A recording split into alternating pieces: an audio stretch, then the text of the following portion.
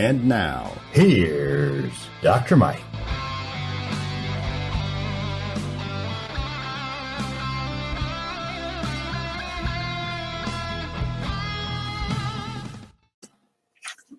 Hello, friends. It is good to be with you again today.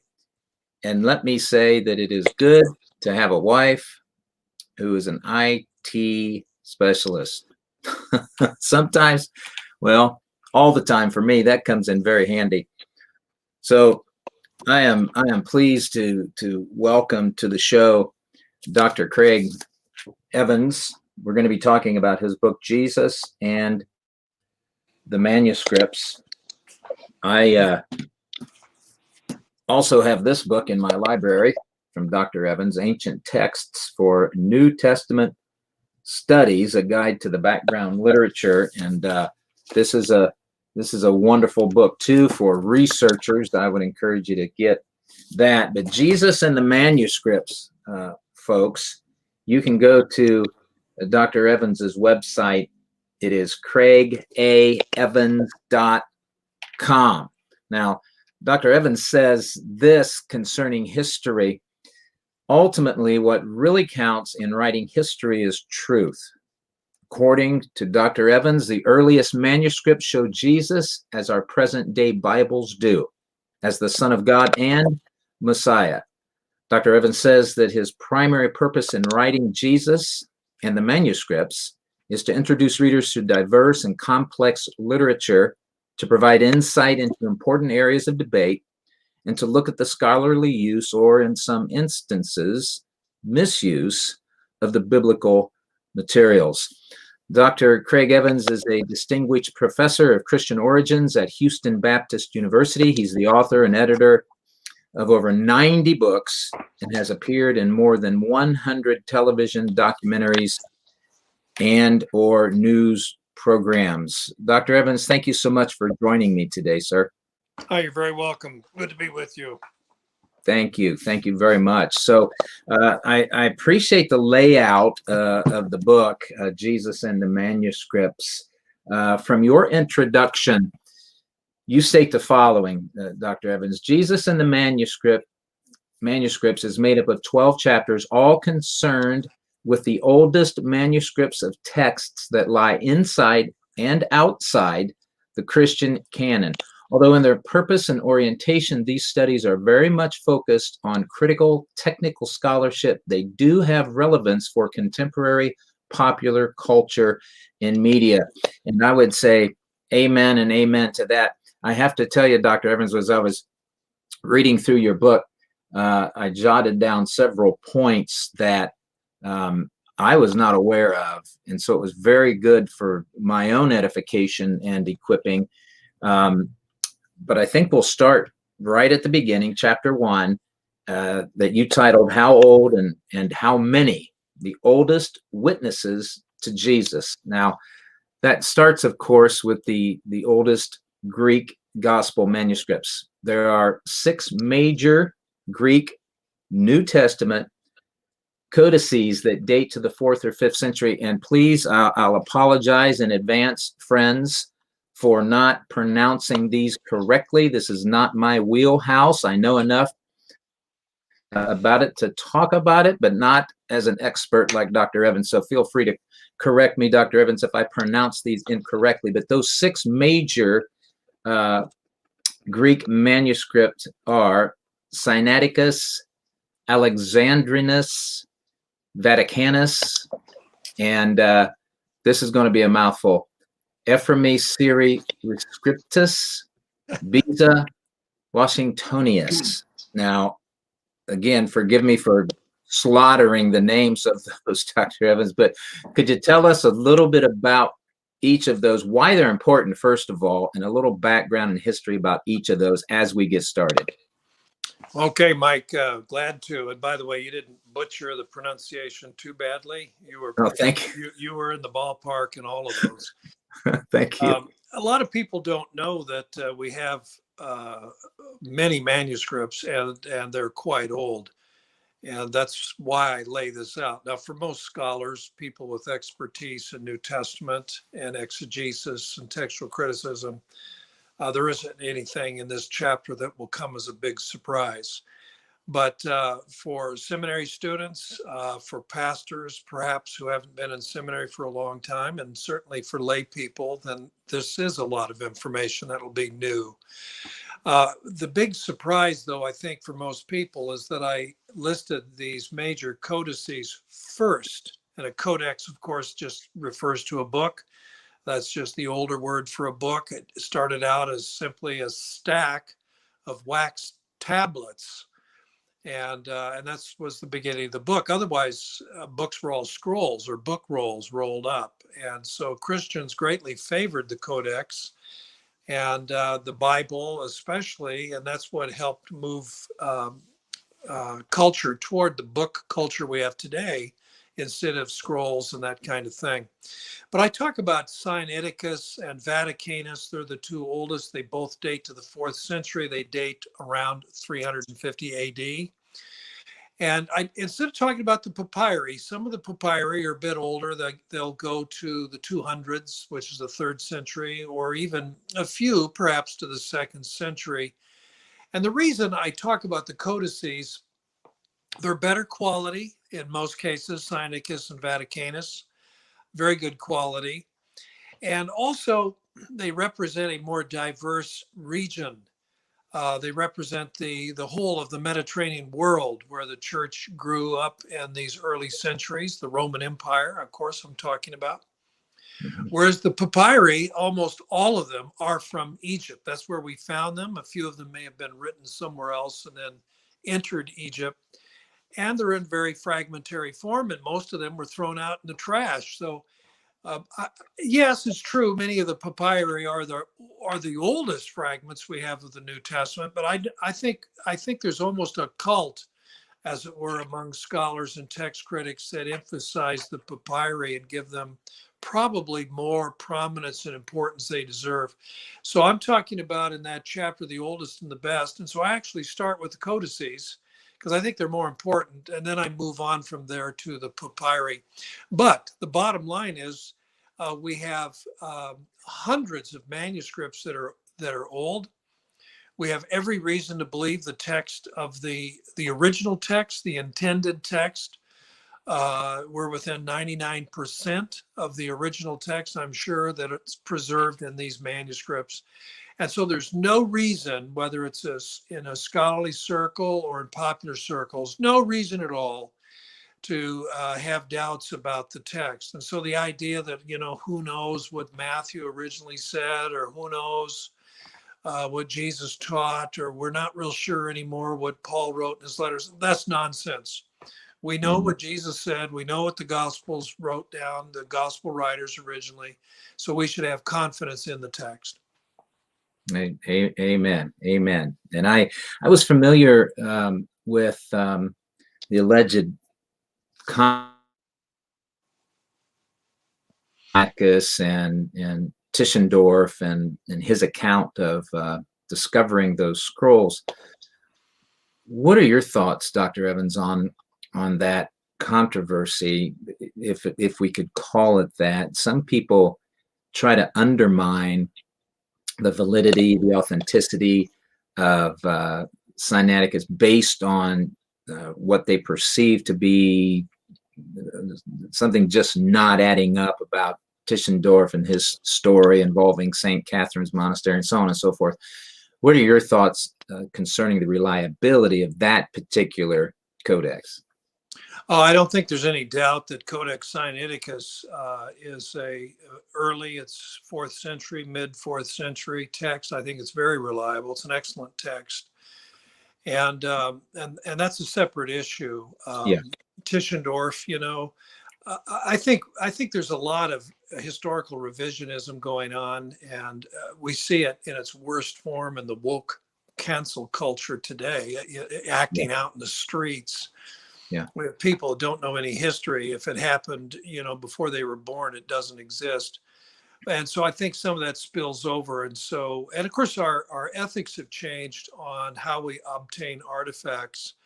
And back in the day, the Bible hunters and Indiana Jones type archaeologists were just running around in the Middle East looking for things. They were basically looters. Yeah.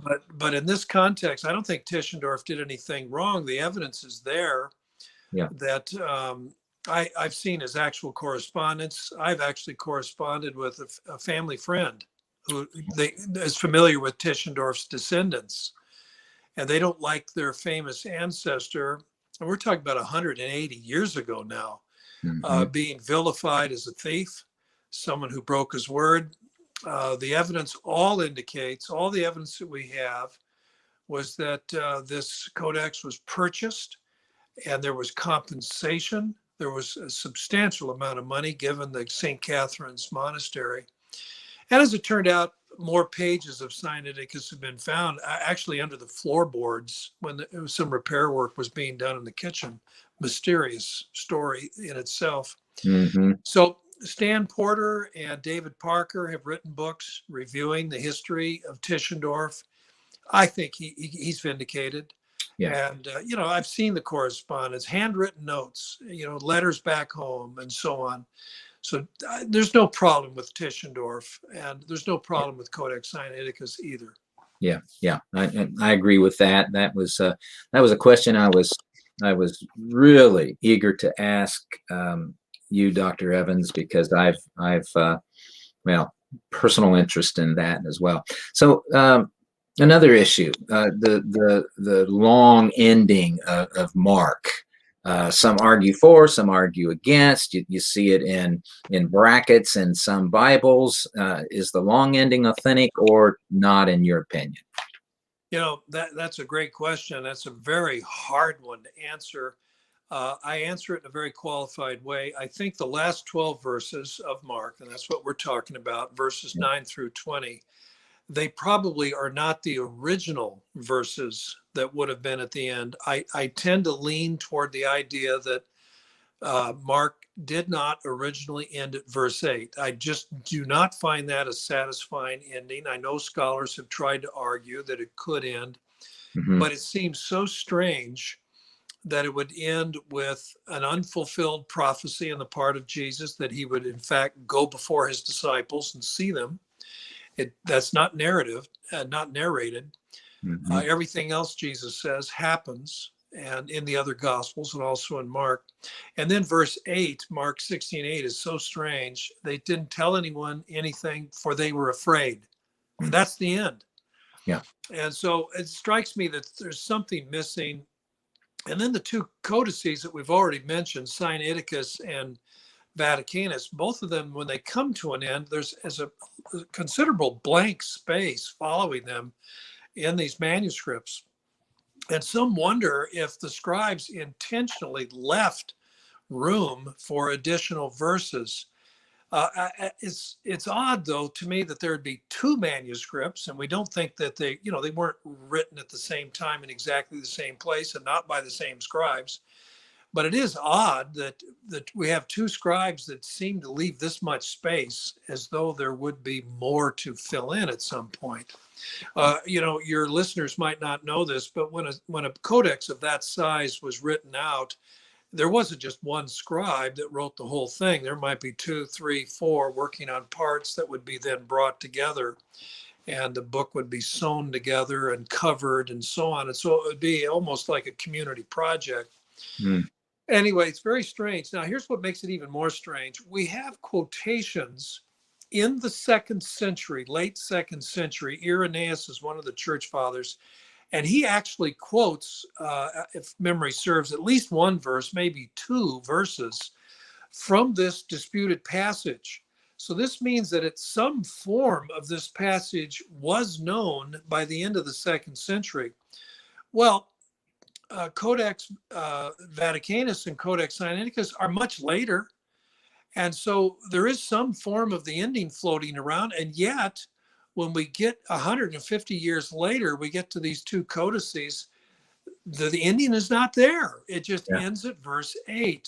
So I find that very strange to explain. We do have 3 papyri for Mark. And unfortunately, not one of them has anything to do with chapter 16. So the only papyri we have, one of them, of course, that very controversial one, as you know, published just a few years ago, 3 years ago, which is from Mark chapter 1, that some thought might date to the end of the 1st century. Most think now, no, 2nd century. Yeah. But it's not chapter 16. Just think we're going to need another real early witness that gives us the ending of Mark before we can answer this question definitively. There is a very learned book that came out a few years ago. I reviewed it, and I'm very impressed by it, by a chap named Nicholas Lunn, L-U-N-N. And he argues that, it could really be authentic or some form like it. And I had to caution myself against some of the old arguments against the ending, such as, it's completely unmarked, it's this, it's that. And Lund shows that, well, it's not that unmarked. And so there is a slight chance that those last 12 verses, if they're not authentic as we have them in later manuscripts, they're in the ballpark. And so they might actually contain some of the original ending. That's where I leave it, Mike. I know it's a long answer and it's not very definitive, but I'm just trying to be fair with the evidence that we have. Mm-hmm. No, actually, that's a very good answer. And it leads in, I imagine, some that have joined us today, Dr. Evans, they're wondering, okay, so given that, and given the codices we're talking about, and it doesn't appear here, so what exactly is involved in the process of establishing a date for the texts and the fragments that are found? Yeah, well, most would agree that the fragments that we have and the codices that we have a very good idea of what the New Testament text looked like in the year 200. Mm-hmm. And so the question then, okay, if it's the year 200, then we're about 120 years, 140 years, 150 years, depending on what we're talking about, Paul's letters or the Gospels or whatever. So we're 100, 150 years removed from the autographs when the originals were written. So how different is the text? Well, here's a way of answering it. In my view, not very different at all, virtually identical. So the text of 200 is about the same. How do I know that? Well, if there's any kind of a significant variation with the text, some scribe in the 2nd century, let us say, somebody making a copy of Matthew in the year 125, and he decides to delete a paragraph or insert a new paragraph, a new teaching of Jesus that he's heard somewhere else. He wants to add it to Matthew. Or there's something in Matthew he doesn't like, and so he pulls it out. Well, he's the only scribe that did that. And so for him to truly change the text so that by the time we get to the year 200, 75 years later, all the texts are the way he changed it, that's impossible. How could he do that? Yeah. Because in the year 125, if he monkeys with the text, add, subtract, whatever he does, there are, by that point, there'd be at least 200 or 300 other copies of Matthew circulating in the Mediterranean world. So a scribe can make a change. And if a scribe does that, he's going to leave ripples and it'll show up elsewhere in the textual tradition. And that's why we have an apparatus. That's why we have footnotes at the bottom of the text of every page of the Greek New Testament that says, well, some manuscripts read a little differently. But what you don't find all of the manuscripts reading differently. And so that's why you just can't do it. And this chapter that we're talking about, chapter 1, it isn't just the Greek manuscripts, Mike. You'll notice in a few places I list early Latin translations. Yes. And the point I'm making here is if we have a mysterious scribe that goes back into the 2nd century in a time machine and wants to alter the text to change Christian theology or something, kind of a Dan Brown thing, how's he going to do it? He can't possibly change enough Greek text. And is he going to change the Latin translations as well? So you see, it's an impossible task. And that's why I say, yeah, it's true. We look at all the manuscripts and we say, well, that's the text of the year 200. We're convinced of that. We've got enough witnesses. Is the text of the year 200 different from the autographic text? And I'd have to say if it is different, it's very slight. Yeah, absolutely.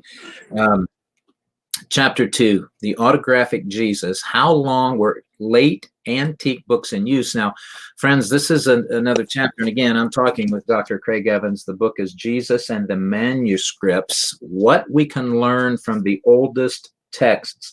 Hey, turns out you can learn a lot.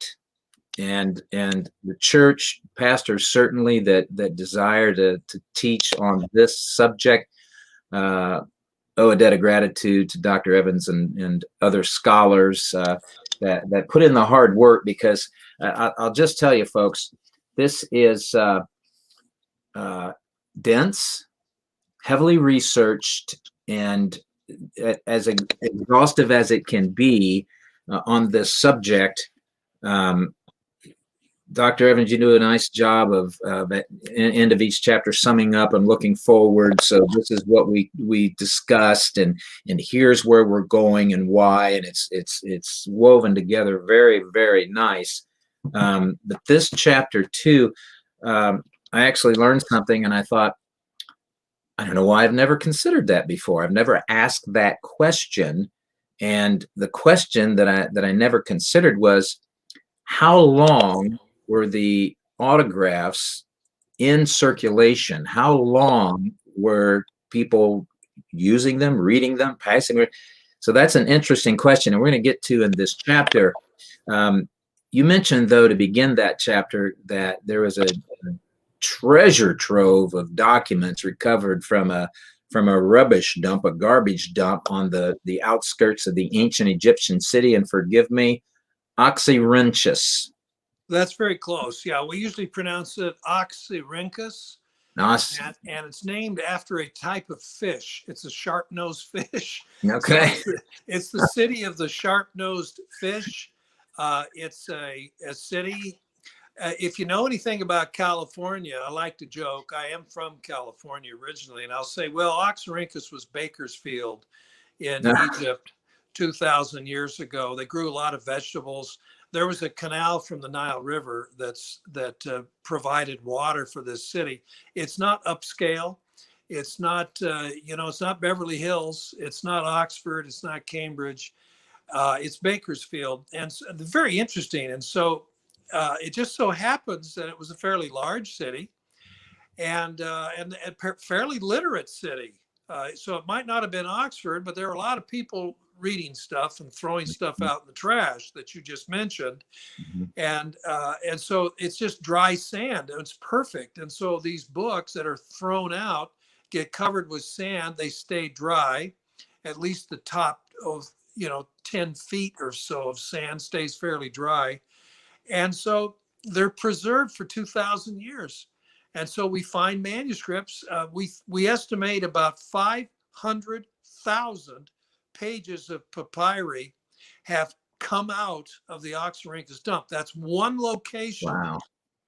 Several dozen other locations in Egypt have yielded ancient papyrus, but this one, 500,000 pages, maybe as many as 400,000 documents. Wow. Wow. And only about 10% published so far. So, Mike, that means we got a lot of work yet to do. Yes. And I believe there's going to be a lot of very, very important discoveries there. So from there, moving on to Qumran, then the discoveries there are, well, so many reasons why those manuscripts, papyri, are very important. Please tell our viewers about that, Dr. Evans. Well, yeah, and see what's happened, and this is what chapter 2 is all about, on the longevity, or what I call the autographic Jesus. How long did the autographs last? Mm-hmm. My interest in that goes back to when I was a master's student. I asked a professor, how long do you think the original Romans that Paul wrote, or how long did the original Matthew remain in circulation, people reading it and copying it and so on?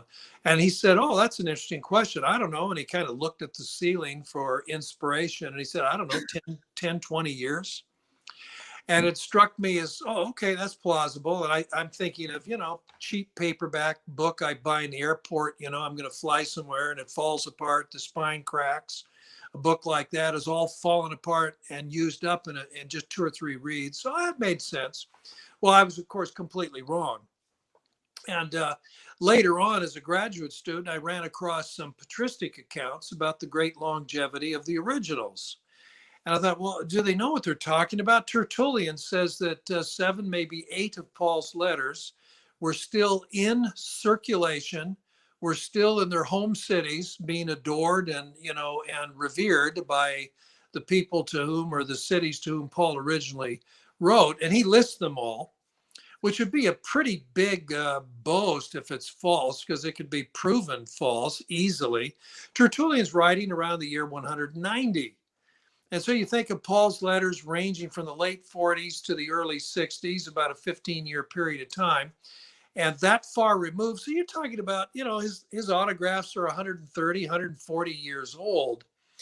Is that possible? And I'm thinking of this professor that told me 10, 20 years. Well, that seems to be quite a discrepancy. Mm-hmm. Then there's another bishop who, in about the year 300, maybe a little bit later, 303, 304, he refers to the Gospel of John, the original, the autograph, as still in existence in Ephesus. Well, that would make the original John more than 200 years old, 210, something like that. Yeah. So is it possible? So I began an investigation in this question about a decade ago. And I was surprised at the evidence in support of it's overwhelming. And the evidence is literary, in that people say things like that, including pagans. They'll say, oh, I was really glad to have, autographic copies from Aristotle. Well, this guy who's saying that, this is 250 years after Aristotle had died, and he's got the autographs. And we're not talking about just in the dry sands of Egypt. We're talking about Italy, Greece, Asia Minor, places that actually rain occasionally, cool off in the wintertime, get damp sometimes. And yet these things are 200, 300 years old. And then the archaeological evidence for it confirmed it. And so about Vesuvius. Vesuvius, of course, erupts in the year 79. So we know the exact date when Herculaneum and these other cities, Pompeii, came to an end. Well, there's the Villa of Papyri. It's a mansion in Herculaneum. And thus far, we've recovered from it over 1,200 book rolls, and it's not totally excavated. And the book rolls were turned to carbon. That preserved them. Well, we can X-ray them now and use MRI, and computers will lay it out. We can actually read the text now, and it's written in Latin, most of these texts. And that means we can study the handwriting and do what's called paleography by comparing the handwriting style. And that's how things can be dated. Well, many of these book rolls are 200 years old, some of them 300 years old. Mm-hmm. And so when the ancients, when guys like Galen talks about having manuscripts that are 300 years old, we realize they know what they're talking about. There's actual archaeological evidence that shows that books remained in use, not just buried in the sand and then we find them years later, but in use. And then there's this act of nature where you have this volcanic eruption. Of course, it just all came to a sudden stop in 79. But also the excavators at Oxyrhynchus that we talked about before, and all these papyri being found in the dry sands, well, they found over 50 libraries that were still intact. Unfortunately, they only did stratigraphy, and you know that from archaeology. The deeper down you go, the older it is. Well, when you find a collection, a library thrown out together, and in some cases literally in a wicker basket, a bunch of book rolls, and you can date the handwriting, paleography, and you date these book rolls to the 1st and 2nd centuries. But where you find them in the layer of the ground is the 4th or 5th century. Then you realize these things have been in use 200, 300 years before being thrown out. Well, we have 4 libraries like that at Oxyrhynchus. And then we have a 5th library, the one I just mentioned in Herculaneum. And unfortunately, out of 53 libraries, we have chronological information for only 5 of them. But in those 5, we have manuscripts that were in use anywhere from 100 to 300 years old. Wow. And then we have pagans saying that they had autographs, not just old copies, but autographs that were 200, 300 years old. So what does that mean? It means that when Tertullian says, you can see Paul's autographs at Ephesus and these other places, he's not making that up. Paul's autographs would only be 130, 140 years old. That's not that old. And the same when the Bishop Peter refers to, he's the Bishop of Alexandria, and he says the original John is still at Ephesus, where the faithful adore it. That would make John a little over 200 years. That's not that long. And so that's what I wanted to talk about. Now, what's the payoff? If the autographs written by the apostles, revered, treasured by Christians, studied, copied, looked at, and so on, this would have the effect of stabilizing the text. Yes. And so if some guy in the year 150 changes Romans to say something else, or makes a change in the Gospel of Luke or something like that, and we've got copies, the autographs, or the very first copies still circulating, still available 200 years later, that's going to make it awfully hard for somebody to change the text and get away with it. Amen. That's right. Friends, I am speaking with Dr. Craig Evans, Jesus and the manuscripts, what we can learn from the oldest text. Friends, did you know there's something called the Jewish Gospels? You ever heard that phrase before? Well, that's chapter 3, Jesus in the Jewish Gospels. What were the Jewish Gospels, Dr. Evans? Yeah, that's a little bit of it's confusing because with the exception of Luke, Matthew and Mark and John, 3 of the Gospels in the New Testament, they're Jewish. Yep. So what exactly do we mean? Yes. And so what we're talking about are the Gospels produced by Jewish groups that believe in Jesus, but not quite the way Jesus was believed in or understood in what we might call proto-Orthodox circles that emerged in the 2nd century.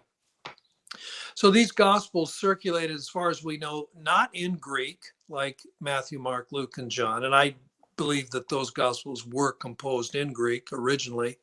So I'm not a translation person. I don't say that Matthew originally was in Aramaic or Luke was originally in Hebrew. I know there's some scholars out there that say that, but I don't agree with that at all.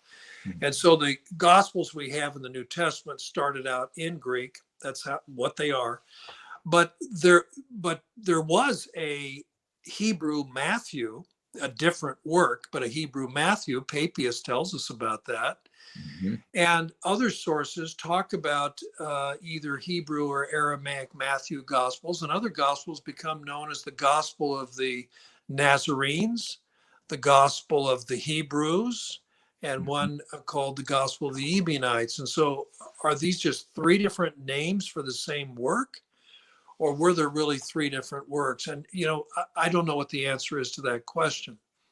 And so what I do in that chapter is I say, well, Epiphanius talks of Jerome, Origen, and so I talk about the Jewish gospel that these ancient church fathers talk about, and I just lay it out. Mike, the reason it's so tough is we don't actually have the text. And so what we have are quotations. And the quotations almost always are selected because they're different. Well, boy, think about that. So if all you don't even have 10% of a document. And the reason you have that 10% is because in the judgment of the ancient authorities, that 10% is quirky and a bit strange, then you have to be really careful about drawing conclusions. So that's what I do. I say, okay, this is what we have. It's interesting. It's a little bit different. Jesus emerges as a little more concerned about the law. The Christology is a little bit lower. Jesus comes across a bit more like a prophet, a very authoritative, spirit-driven prophet, but not quite as exalted, at least so it seems, with what survives. And there's some other interesting legal questions from a Jewish point of view. There's some other fragments that the church fathers don't talk about, just papyrus fragments that appear to be very Jewish in their orientation. We actually have a mysterious Coptic translation of Matthew that seems to be somewhat different from the Greek Matthew we have in the New Testament. So I wanted to review the evidence, but none of it suggests tradition earlier than the 2nd or 3rd century. So it doesn't really force us to review the Jesus of the 4 first century Gospels that we have in the New Testament. And that, of course, would be Matthew, Mark, Luke, and John.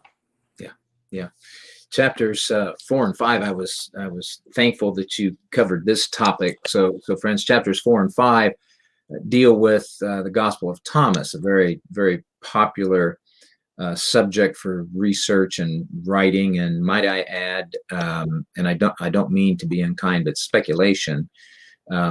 Jesus and doubting Thomas on the genesis and age of a Syrian gospel. So that's chapters 4 and 5, folks. In those chapters, Dr. Evans, you discuss the origin, the age of the Gospel of Thomas, and you arrive at, and I know there are scholars on both sides of the debate as far as origin, as far as date. You lay out a very solid case, I thought, but please share with our listeners your perspective on the Gospel of Thomas. Yeah, I had to write 2 chapters because it's very involved and a lot of factors involved.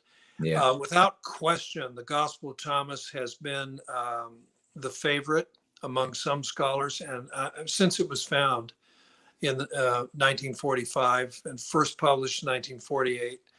And so more than a half century, the Gospel of Thomas, 3/4 of a century, the Gospel of Thomas has reigned supreme as the so-called 5th Gospel.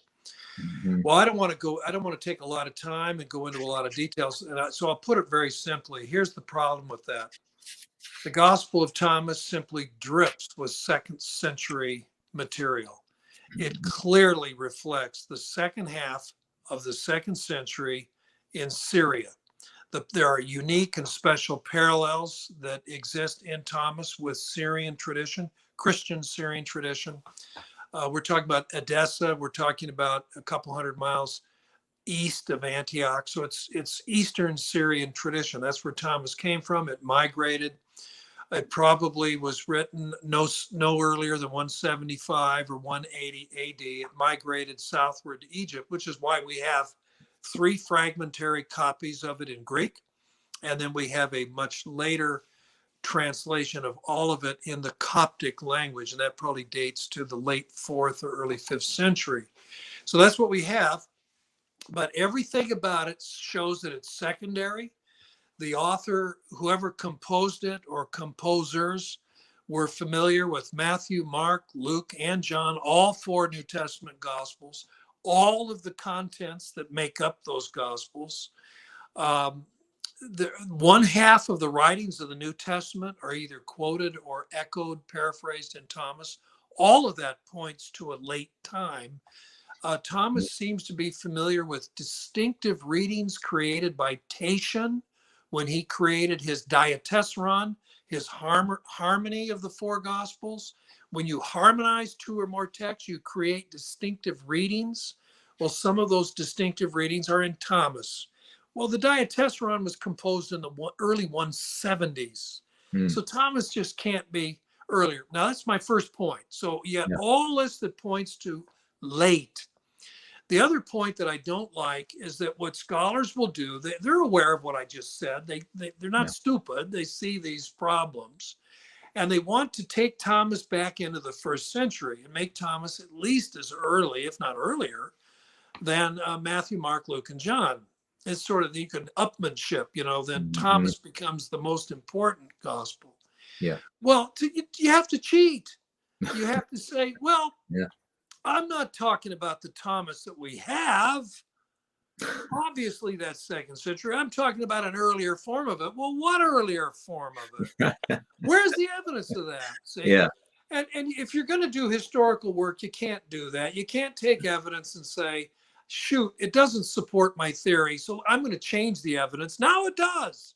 Yeah. And that's what they do. I mean, that's pulling a rabbit out of the hat. Yeah. That's fudging. You just can't do that.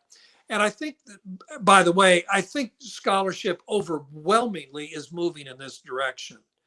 when I started working on this, Simon Gathercole and Mark Goodacre hadn't published their books yet. Both of them came out in 2012. And I almost wondered, do I even need to write these chapters? Because these books came out and showed that Thomas was heavily dependent on the four Gospels. But they didn't say anything about the second century Syrian tradition. Then there was a few other things. No, I need to write these chapters, and they've helped me, but I need to write my chapters. My sense is that it's all over. I'm personally acquainted, I'm not going to mention his name, but I'm personally acquainted with one of these scholars, you probably know who he is, who's a big Gospel of Thomas fan. He was going to write a major commentary on Thomas, showing how it's first century, how it probably preserves better the Jesus tradition than do Matthew, Mark, and Luke, and John. Wow. I think he's given it up. I Yeah. think he has seen that that's not going to work. Mhm. The other thing, Mike, and I'm speculating a little bit about motives here, but Thomas gives us the kind of Jesus that today's modern academic likes. Mhm. Jesus is kind of a philosopher. He's kind of says, hey, lighten up, live and let live, just be a bystander, let things walk on by. Jesus and Thomas is very ivory tower. I could just see him sitting back with other scholars, having a beer, smoking a pipe, and just talking philosophy. That's the kind of Jesus some guys want. Yeah. Not the Jesus of Matthew, Mark, Luke, and John who talks about sin, repentance, forgiveness, the need for faith. Yeah, that's not the Jesus a lot of these modern academics want. Yes, yes, amen. That's a good summary to the chapter, because you're right. Veganism, environmentalism, all of those kinds of things. Yeah, So, those are the important things. yeah. That's right. That's right. Well, chapter 6, cross purposes from Matthew to the Gospel of Peter. So in this chapter, now some folks have gone so far, and you state this in this chapter, have gone so far as to indicate that they think the Gospel of Peter should be the fifth Gospel. But by the very clever title, by the way, a more accurate description might be the Gospel of the Cross, and I like that little turn of phrase there, Dr. Evans. Why should this Gospel of Peter be known as the Gospel of the Cross? Well, for one thing, John Dominic Crossan, coincidentally his name Crossan, but he does the same thing we just mentioned about Thomas. He's got the Gospel of Peter as it is preserved, a big chunk of it found in Akhmim, North Africa in 1886. And of course, it's full of second century stuff, right? Problem. He wants to date it to the first century. So it's the same old, same old. He says, well, I'm not talking about what we actually have. I'm talking about what it used to be before it got updated and expanded in the second century. Well, that's just fudging. Yeah. So he says the early form of it was a cross gospel. Oh, I see. So I'm playing off of that. I said, what's the real, we have cross purposes here going on. And what I'm talking about is we need to respect the Gospel of Peter as a second century. It's a little earlier than Thomas. It probably dates to the 140s, probably not much later than 150. And what it is, it's an apologetic to defend the cross. Because what was emerging in the middle of the second century were skeptics who were taking Christianity seriously. Christianity was not dying out. It was rapidly expanding in the Roman Empire in the second century. And so Celsus and people like that are saying, no, you shouldn't believe in Christianity because why should we believe in somebody? Why should we regard Jesus of Nazareth as the Son of God? He died on a cross. And so Peter comes up with the Gospel of Peter, and of course, nothing to do with Saint Peter, nothing to do with the Apostle Peter. This is 100 years later. The author is coming up with an apologetic, wants to have everybody a witness, not just the women, wants everybody to see the stone roll aside. And not only does Jesus come out of the cross, and he's real tall, his head reaches the clouds, the cross comes out of the tomb. And No. of course, that's again why I call it cross purposes. The cross itself bears witness to the truth of the resurrection. This is some odd stuff that was developing in the 2nd century. And it was rejected by the church leaders, but in some popular circles, it was seen as providing a very compelling apologetic. That's very naive. It's urban legend kind of stuff, Yeah. you might say now. Mm-hmm. Yep. And so the Gospel of Peter makes perfect sense in the 2nd century, responding to skeptics who would say, why should we believe your story of the empty tomb and the resurrection of Jesus? Who were your first witnesses? Mary Magdalene, who was a hysterical woman, and some other silly woman. Why should we believe any of that? So Thomas is a reckless apologetic trying to answer the skepticism of the 2nd century. Mm-hmm. Yeah. So, wow, I can't believe we've got about 10 minutes left, Dr. Evans, and we've just scratched the surface. This is such a interesting conversation. And folks, you can go to Dr. Evans' website for more information, keep up with what he's doing, writing, and Craig A. Evan. Thank you, Kathy. Man, all I have to do is start talking about it, and Kathy has it up there. Thank you, dear. CraigAEvans.com. Go out and familiarize yourself with Dr. Evans if this is your introduction. Chapter 7, Jesus and Judas, making sense of the Gospel of Judas. Now, again, this is another, well, let me just read the first paragraph of that chapter and we'll take it from there. Dr. Evans writes, on Thursday, April 6, 2006, the National Geographic Society held a press conference at its Washington, D.C. headquarters and announced to some 120 news media the recovery, restoration, and translation of the Gospel of Judas. The story appeared as headline news in dozens of major newspapers around the world and was the topic of discussion in a variety of news programs on television that evening and subsequent evenings. A 2-hour documentary aired on the National Geographic Channel Sunday evening, April 9th, and has aired several times since. Why in the world, Dr. Evans, would the media try to get involved with rehabilitating the image of Judas? What is all of that about? Okay, 2 reasons at least. One of them, of course, this is sensational. Church fathers talk about the Gospel of Judas. Irenaeus talks about it. So it's a real document. We've known of it at least since about the year 180.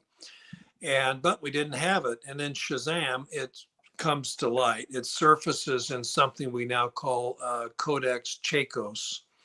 And so it's one of several documents. And what had been a 100-page document, it was terribly mishandled. It was smuggled. Somebody was trying to sell it in the antiquities market. It got moldy from humidity. It got stuck in a deep freezer. It basically was ruined. And then, the person that owned it was a bit of a cheat and held back some pages and mixed up some pages. So the restoration was tricky. And of course, the 2006 version that we published had to be later revised and updated when some missing pieces came to light. But my concern, and this is why to answer your question, why we're 120 media present. The spotlights for the cameras were shining on our faces at the press release right there at the National Geographic headquarters. I mean, I could hardly see, the light in my face. And we were headline news, front page news in over 1,000 newspapers around the world. National Geographic keeps track of that kind of thing. I mean, that was astounding. But I think the reason that you're interested in it wasn't just a long lost apocryphal gospel was found. It supposedly portrayed Judas Iscariot as a hero. Yeah. And he went from the goat to a hero. And I think a lot of people thought, oh, that's neat. It kind of bashes Orthodox Christianity. Mm-hmm. He didn't betray Jesus. He helped Jesus achieve his mission. That was a misinterpretation, and this was hugely embarrassing for all of us later. It was in part brought about because there were some gaps in the text, some of this missing material, but there was some, I think, willful mistranslation on the part of the team that worked with it. I'm not going to name any names, and again, they can be excused because they were in a hurry and some text was missing. But when that text came out in 2006, as I explain in this chapter, other Coptic scholars immediately jumped on it and said, this just isn't what this text is saying at all. Yeah. It's really an anti-Christian slam written by a Gnostic group that makes heroes out of the bad guys. Mm-hmm. And Judas Iscariot, and this is part of the way you trash Orthodox Christianity. You take the worst disciple, you take the traitor, and you say he's the only one with any insight. I mean, it's a real insult. And it's anti-Semitic too, by the way. And so the chapter isn't a very long one, but I wanted to just update readers and tell them two things. This is how we got into this mess. And we're all asking ourselves now, how in the world was it so badly misinterpreted right at first? And I'll just leave it at that. Yes, yes. So, friends, I'm talking with Dr. Craig Evans, Jesus and the Manuscripts, what we can learn from the oldest texts. Is this available on your website, Dr. Evans? Yes, there is a link. Yes. Okay. Okay. And of course, you can get it at all the booksellers, friends. Well, we've got enough time, and this will be the chapter that people will remember, and it shouldn't be. All of the other chapters, in my view, far outweigh this one, but this is the one people are interested in because this is the one. Yeah. This is the one that, well, the media types, the Christian bashers, and those with agendas, they love to push our buttons on this chapter. Chapter 8, friends, the sexual Jesus, straight, gay, or married. Well, some viewers, Dr. Evans, might be surprised that all of the so-called evidence that Jesus was this, or he was married, or he had children, or he was homosexual, or this, that, or the other thing, it's all a bunch of nonsense. And I'll let you close us out talking about this chapter. Okay. First of all, even if we accept as authentic ancient texts everything I talk about in chapter 8, nothing is earlier than the 2nd century. Some of it is 3rd century.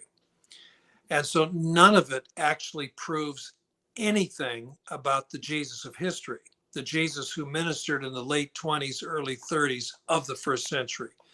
And even people who are interested in the theme of Jesus in Gnostic literature, his relationship to Mary Magdalene or whatever, even they, the responsible scholars anyway, they acknowledge this stuff is 2nd century, 3rd century, and it really doesn't tell us anything about the historical Jesus. Yeah. The other thing that we should say is I don't think the ancient material even suggests that Jesus was a lover. Jesus and Mary were lovers. That's not what they're talking about. Right. And so when they refer to a bridal chamber or Jesus loves, Mary, what they're saying is Jesus respected Mary as much as he did any of his male disciples. And this is a typical Gnostic theme in the 2nd and 3rd centuries. If you want to come up with new teaching, then you say Jesus shared it with an otherwise unknown disciple who has new insights. And so that's what you do. So you go to a Thomas or to a Mary or to a Philip, people who are not major leaders in the church or major apostles, and you claim that you've got some gospel, some new revelation through them. That's really what it's going on. This infatuation with Jesus's sexuality, this is a modern thing. It was not ancient. Right. And the document that hints at Jesus being perhaps homosexual, the so-called secret Gospel of Mark, in a letter supposedly written by Clement of Alexandria, I think it's almost a certainty that that's fraudulent, that was a 20th century hoax. And so, and the Gospel of Jesus's wife that everybody was talking about a few years ago, a single fragment about this size in papyrus, a few lines of Coptic. We know that's a fake that was produced about 12, 13 years ago. Wow. Well, this is so that it's a perfect example, Dr. Evans, of people believing what they want to believe in spite of the evidence. And by the way, nobody, everybody concedes that the gospel of Jesus' wife is a modern fake.